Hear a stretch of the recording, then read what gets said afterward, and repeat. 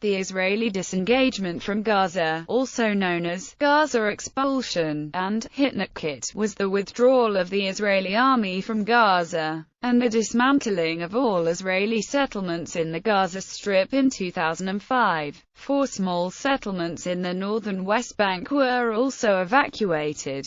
The disengagement was proposed in 2003 by Prime Minister Ariel Sharon, adopted by the government in June 2004, approved by the Knesset in February 2005 and enacted in August 2005. Those Israeli citizens who refused to accept government compensation packages and voluntarily vacate their homes prior to the August 15, 2005 deadline, were evicted by Israeli security forces over a period of several days. The eviction of all residents, demolition of the residential buildings and evacuation of associated security personnel from the Gaza Strip was completed by September 12, 2005. The eviction and dismantlement of the 4 settlements in the northern West Bank was completed 10 days later. Announcement and adoption of the plan. In his book Sharon, The Life of a Leader, Israeli Prime Minister Ariel Sharon's son Gilad wrote that he gave his father the idea of the disengagement.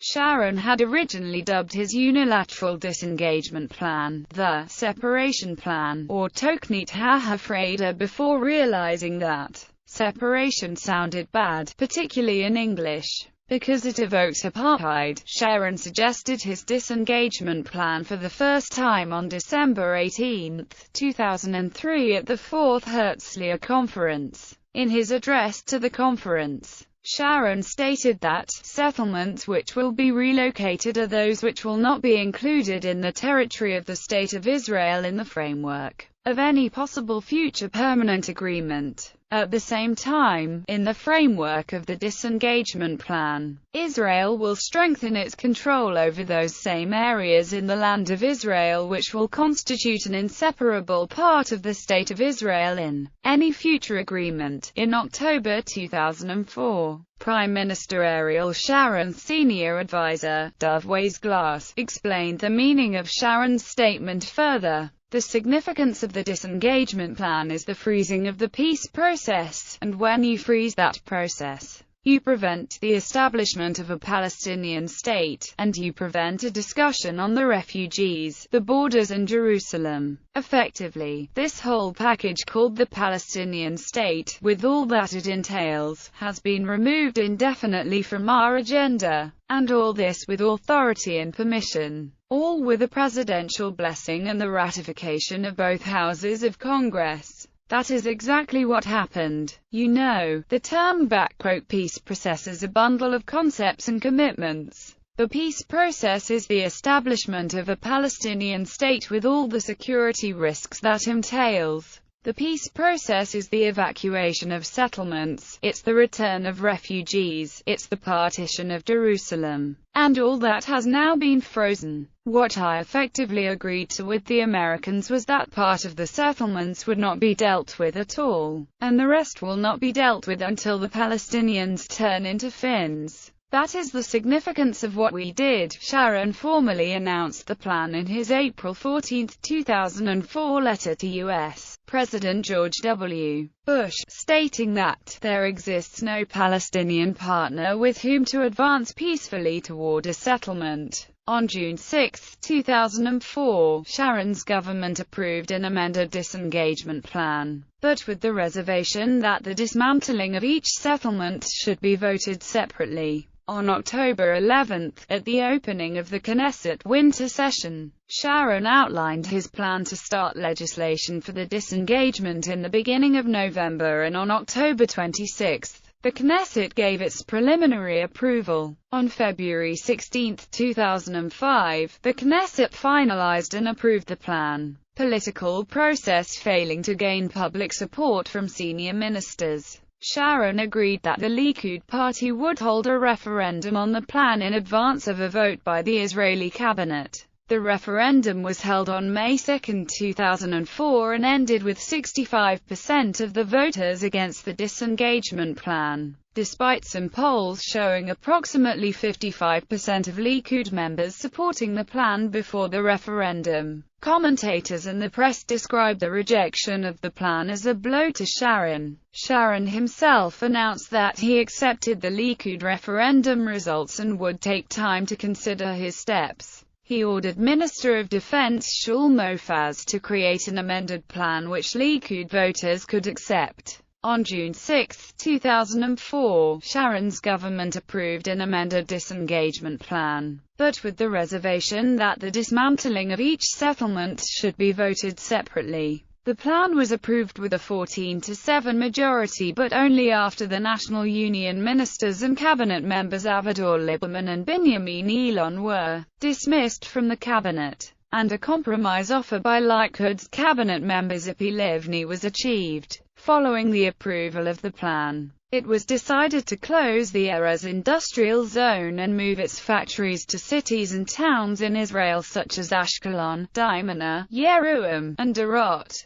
Ehud Olmert, then the Minister of Industry, Trade, and Labor, stated that the closing was part of Israel's plan to withdraw from the Gaza Strip. As a result of the passing of the plan, two National Religious Party ministers, Efi Eitam and Yitzhak Levi, resigned, leaving the government with a minority in the Knesset.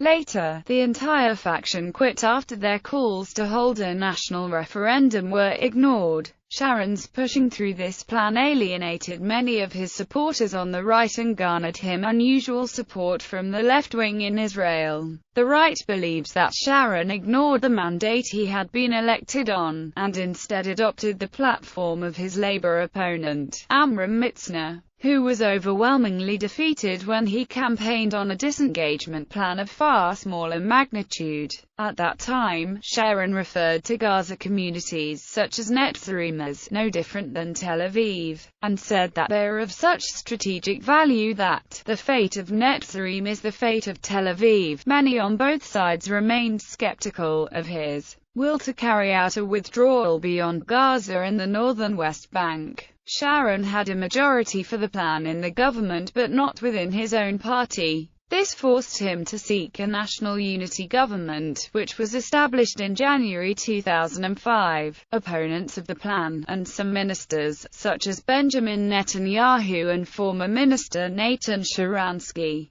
called on Sharon to hold a national referendum to prove that he had a mandate, which he refused to do. On September 14, the Israeli cabinet approved by a 9-1 majority plans to compensate settlers who left the Gaza Strip, with only the NRP's Zevulun Orlev opposing. The government's plan for compensation used a formula that based actual amounts on location, house size, and number of family members among other factors. Most families were expected to receive between US $200,000 and $300,000. On October 11, at the opening of the Knesset winter session, Sharon outlined his plan to start legislation for the disengagement in the beginning of November. In a symbolic act, the Knesset voted 53-44 against Sharon's address. Labour voted against while the National Religious Party and 10 members of Likud refused to support Sharon in the vote.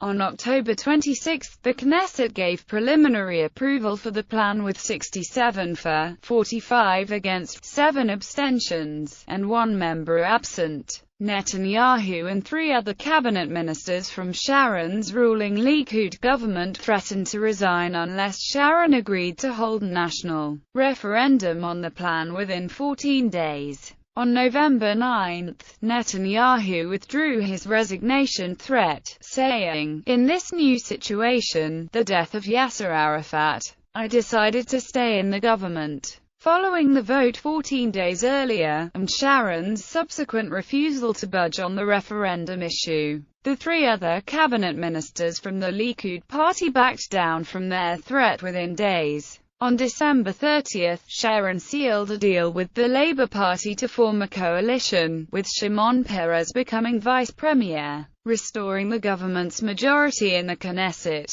On February 16, 2005, the Knesset finalized and approved the plan with 59 in favor, 40 opposed, 5 abstaining. A proposed amendment to submit the plan to a referendum was rejected, 29 to 72. On March 17, the Southern Command of the Israel Defense Forces issued a military order prohibiting Israeli citizens not living in the Gaza Strip settlements from taking up residence there. On March 28, the Knesset again rejected a bill to delay the implementation of the disengagement plan by a vote of 72 to 39. The bill was introduced by a group of Likud MKs who wanted to force a referendum on the issue. On August 7, Netanyahu resigned just prior to the cabinet ratification of the first phase of the disengagement plan by a vote of 17 to 5. Netanyahu blamed the Israeli government for moving blindly along with the disengagement by not taking into account the expected upsurge in terrorism. On August 10,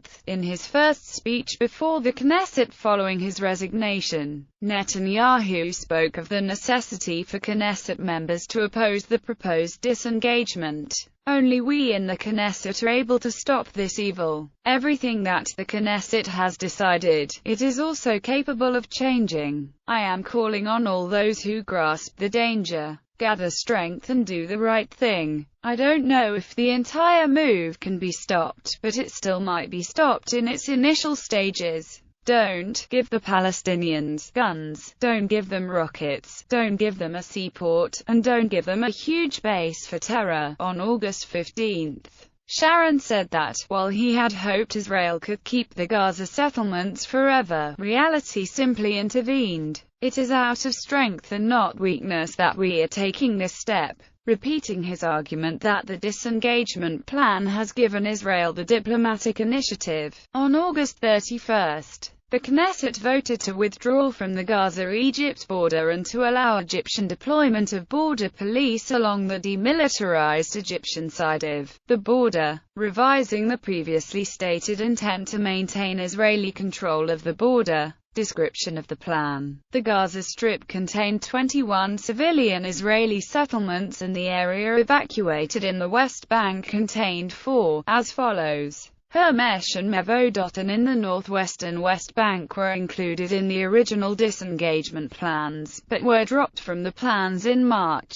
Sharon said that his plan was designed to improve Israel's security and international status in the absence of political negotiations to end the Israeli-Palestinian conflict. About 9,000 Israeli residents within Gaza were instructed to leave the area or face eviction by the night of Tuesday, August 16, 2005, under the revised disengagement plan adopted on June 6, 2004. The IDF was to have remained on the Gaza-Egypt border and could have engaged in further house demolitions to widen a buffer zone there. However, Israel later decided to leave the border area, which is now controlled by Egypt and the Palestinians, through the PNA. Israel will continue to control Gaza's coastline and airspace and reserves the right to undertake military operations when necessary. Egypt will control Gaza's Egyptian border. Israel will continue to provide Gaza with water, communication, electricity, and sewage networks.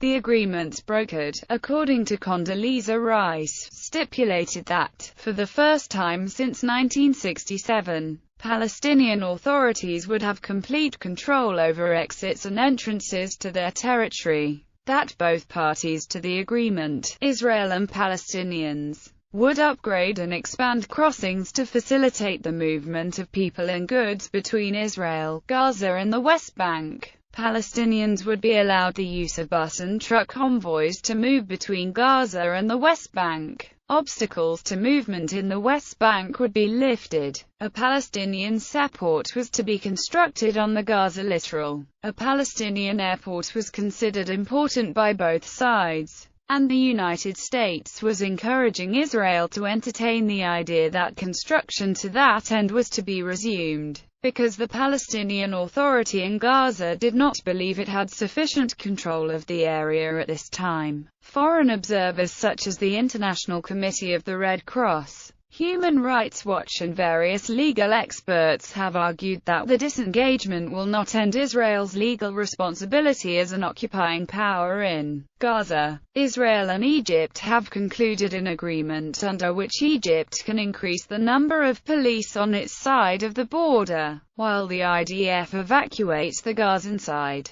The text of the agreement is not yet public.